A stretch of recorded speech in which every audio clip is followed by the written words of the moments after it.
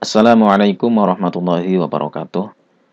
Selamat datang mahasiswa-mahasiswi IPN Tegal dimanapun Anda berada, terutama pada mahasiswa yang kuliah dengan saya di mata kuliah Ulumul Quran.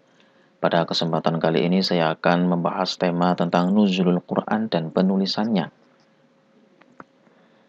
Yang pertama kita bahas tentang nuzulul Quran. Kata nuzul itu berawal dari kata nazala, yang zilu nazlan. Nazlan berubah menjadi nuzul. Nah, kemudian digabungkan dengan Al-Quran sehingga nuzul yang artinya turun atau dimaknani menjadi peristiwa turunnya Al-Quran yang terjadi pada malam 17 Ramadan. Ada yang menyebutkan, ulama mengatakan bahwa turunnya Al-Quran itu di 10 akhir malam Ramadan, terutama yang ganjil. 21, 23, 25, 27, dan 29. Ada juga yang meriwayatkan di kitab Turatul Nasihin, yaitu menyebutkan turunnya Al-Quran itu tanggal 24. Nah, 24 Ramadan. Nah, terlepas dari tanggal di bulan Ramadan, intinya Al-Quran itu diturunkan di bulan Ramadan, bulan suci Ramadan. Sehingga bulan Ramadan itu termasuk bulan yang mulia. Ya, bulan yang membawa keberkahan, membawa maghfirah, membawa ampunan, bulan Ramadan. Tahapan turunnya Al-Quran. Al-Quran ditulis oleh Allah, ditempelkan di lauh. Lauh itu papan. Papan yang terjaga, mahfud itu terjaga. Di lauhul mahfud. Papan yang terjaga. Kalau sekarang ini ya, misalkan ya, guru menulis tulisan di papan tulis. Kemudian itu dicatat oleh murid-muridnya. Jadi Allah menuliskan ayat Al-Quran di lauhul mahfud, kemudian dari lauhul mahfud diturunkan ke Baitul Izzah. Baitul Izzah itu langit dunia, ya, langit yang ada di dunia, langit dunia, ya. Jadi dari Baitul Izzah kemudian diturunkan kepada Nabi Muhammad. Nah, ini oleh malaikat Jibril selama 23 tahun dan secara bertahap, ya, tidak langsung sekaligus satu gelondong Al-Quran 30 juz itu tidak, tapi turunnya itu bertahap. Kadang ada yang turunnya satu surat, ada yang turunnya setengah surat, ada yang turunnya satu ayat, bahkan setengah ayat ada. Nah, turunnya Al-Quran itu ada yang melalui proses ilham atau mimpi. Nabi Muhammad bermimpi ketemu malaikat Jibril. Jibril mengajarkan Nabi melalui ayat-ayat Al-Quran. Ada juga yang turunnya itu melalui suara tanpa rupa. Ketika Nabi sedang berzikir, sedang mengingat Allah, sedang melakukan intuisi, ya, menyepi diri, ya, seperti di Gua Hiro dan lain sebagainya, itu tiba-tiba ada suara tanpa rupa muncul di sekitar Nabi, dan itu adalah wahyu. Nah, wahyu suci ayat Al-Quran. Penulisan Al-Quran dari masa ke masa. Pertama pada zaman Nabi Muhammad SAW, itu sifatnya masih menyusun ayat, menyusun urutan ayatnya, masih menyusun saja. Maka tadi surat Iqra, surat yang pertama itu adalah surat pertama yang turun adalah Iqra, hanya 1-5. Kemudian setelah itu surat Al-Mudaththir. Nah, setelah itu pada waktu berikutnya lanjutan Iqra dari surat 6 sampai berikutnya turun. Nah, ini kemudian surat Iqra yang 1-5 digabungkan dengan yang 6. Ini masih menyusun urutan ayat. Masih menyusun. Sehingga pada zaman Abu Bakar itu menghimpun dan menyusun kembali hingga berbentuk sebuah mushaf. Pada Umar bin Khattab masih meneruskan tugas Abu Bakar, dan di Utsman bin Affan itu sudah mulai menggandakan salinan mushaf, ya, meskipun belum sempurna. Nah, pada zaman Ali bin Abi Thalib sudah mulai menyempurnakan tulisan mushaf Al-Quran dengan memberi harokat. Jadi pada zaman Utsman bin Affan, Abu Bakar, dan setelah itu Al-Quran masih original ya bahasanya itu. Belum sempurna seperti sekarang. Ada harokatnya, bahkan ada tanda bacanya, belum ada. Bahkan belum ada titiknya pada waktu itu ya. Ini salah satu contoh, ini surat At-Taubah ya. Ini dibaca eh, yang salah ini ya. Innallaha bari'um minal musyrikina wa rasulih. Ini kalau lih, rasulih, lamnya dibaca kasroh. Ini salah ya. Tapi yang benar adalah innallaha bari'um minal musyrikina wa rasuluh. Apa dampak dari harokat yang berbeda ini? Maknanya berbeda. Yang pertama yang salah ini artinya begini. Sesungguhnya Allah itu berlepas diri dari orang-orang musyrik dan rasulnya. Nah, masa Allah itu berlepas diri dari orang musyrik dan rasul? Kalau berlepas diri dari orang musyrik ya memang iya, tapi dari rasul tidak mungkin.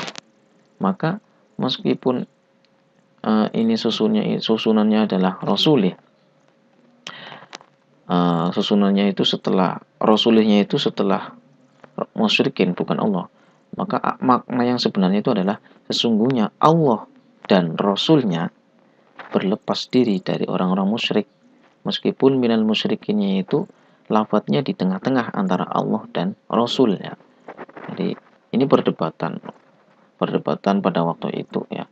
Kisahnya ada seorang orang Arab Badui yang datang ingin masuk Islam sehingga ingin dijelaskan tentang maksud dari ayat ini. Kemudian orang Badui itu mengatakan ayatnya tadi, innallaha bari'um minal musyrikina wa rasulih. Kemudian dibenarkan oleh Sayyidina Ali bahwa yang benar itu adalah rasuluh, bukan rasulih. Sebagaimana ini ma ihsanus sama ini bahasa Arab ya, bukan bukan ayat Al-Qur'an ya. Ma ihsanus sama'i dengan ma ahsanas sama'a itu berbeda. Ihsanus sama itu artinya apa yang membuat langit itu indah begitu ya. Tapi kalau ma ahsanas sama, alangkah indahnya langit itu berbeda ya.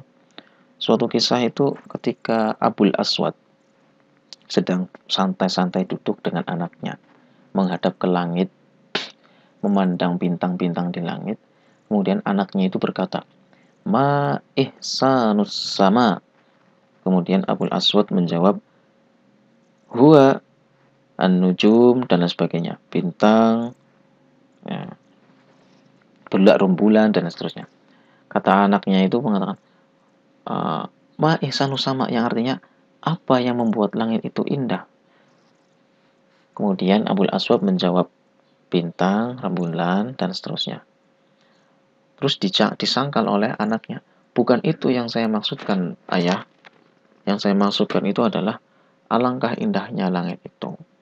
Oh, kalau Anda mau mengungkapkan itu, lafadznya jangan ma ihsanu sama, tapi ma ahsanas sama.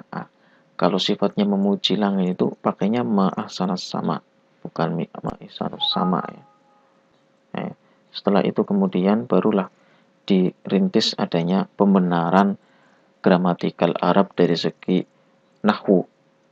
Dari segi nahwunya dan sorofnya mulai dibentuk pada zaman Sayyidina Ali dan seterusnya. Nah, tadi ya, alasan lafaz Rasuluh dibaca rofa, ini alasannya ya. Diatofkan pada domir yang terdapat dalam lafaz bari'un. Innallaha bari'un. Ya. Bari'un itu rofa. Maka rofa itu domah ya. Atau menjadi khobar untuk mubtada yang dibuang. Wa rasuluh itu ibarat menjadi khobar ya. Khobarnya siapa? Khobarnya dari mubtada yang dibuang ya. Ada mengira-ngirakan mubtada. Kemudian diatofkan pada tempatnya ibtida ya. Innallaha bari'um minal musyrikin wa rasuluh ya. Wawunya itu adalah wawu atof kepada atof itu mengikuti pada lafaz sebelumnya. Intinya bacanya rasuluh ya, bukan rasulih. Hikmah nuzulul Quran. Yang pertama adalah mengukuhkan hati Nabi Muhammad ya. Dan Nabi itu benar-benar kukuh yakin pada Allah Subhanahu wa taala. Meyakinkan meneguhkan hati Muhammad bahwa benar-benar ini adalah ajaran yang benar. Sebagai mukjizat ya, untuk mengalahkan orang-orang kafir pada waktu itu. Karena orang-orang kafir itu selalu menyanggah atas pernyataan dari Nabi Muhammad. Kemudian berikutnya memudahkan hafalan dan pemahaman Al-Quran.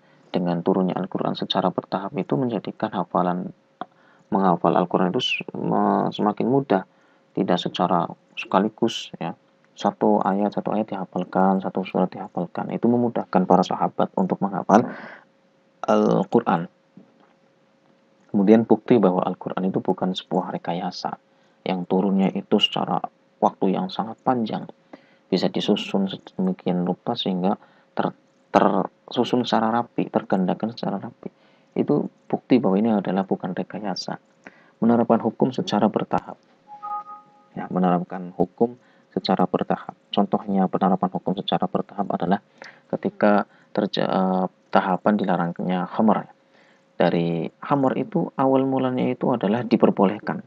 Tapi semakin ke sana diharamkan, tapi tidak diharamkan secara sekaligus ya. Pengharaman khamar itu berawal dari satu ayat waminat thamaratin nakhil wal anabi tattakhiduna minhu sakaron wa rizqan. Ini yang saya merah ya, bahwa khamar itu adalah awal mulanya itu diperbolehkan karena di samping membawa sakar, memabukkan, tapi juga membawa rezeki yang bagus gitu ya. Apa sih rezeki yang bagus? Ya untuk jual beli, untuk menghangatkan tubuh pada waktu itu mungkin ya, pada waktu itu untuk ya ada rezeki yang bagus. Kemudian berikutnya mengatakan bahwa khamar itu ithmun kabirun wa manafi'u linnasi wa ithmuhuma akbaru min naf'ihima. Ya, khamar itu ada manfaatnya dan ada dosanya ya. Tapi dosanya itu lebih besar daripada manfaatnya. Nah, ini sudah mulai diharamkan ini. Sudah mulai tanda-tanda untuk diharamkan. Kemudian berikutnya, la taqrabus sholata wa antum sukara. Jangan kau sholat sementara dalam keadaan mabuk. Masa mau sholat kok mabuk? Ya. Yang sholat itu kan mengingat Allah. Ketika mabuk sudah tidak mengingat Allah. Maka ini sudah mulai dilarang ini ya, sudah mulai dilarang. Nah, yang terakhir ditegaskan bahwa khamar itu rijsun min amali syaitan, termasuk amal perbuatan setan. Maka fajtanibuhu, jauhkanlah agar kamu berbahagia, beruntung. Itulah periwayatan dilarangnya khamar secara bertahap, membuktikan bahwa Al-Quran itu secara bertahap. Nah, ini tadi ayat pertama dan terakhir yang diturunkan ya. Iqra bismi rabbikal ladzi khalaq yang pertama, kemudian surat Al-Maidah ayat 3, al-yawma akmaltu lakum dinakum wa atmamtu 'alaikum ni'mati wa raditu 'alaikum Islam dina. Wa raditu 'alaikum wa raditu lakumul Islam dina. Ini ya. Oke, sekian. Sampai jumpa. Terima kasih. Semoga bermanfaat. Assalamualaikum warahmatullahi wabarakatuh.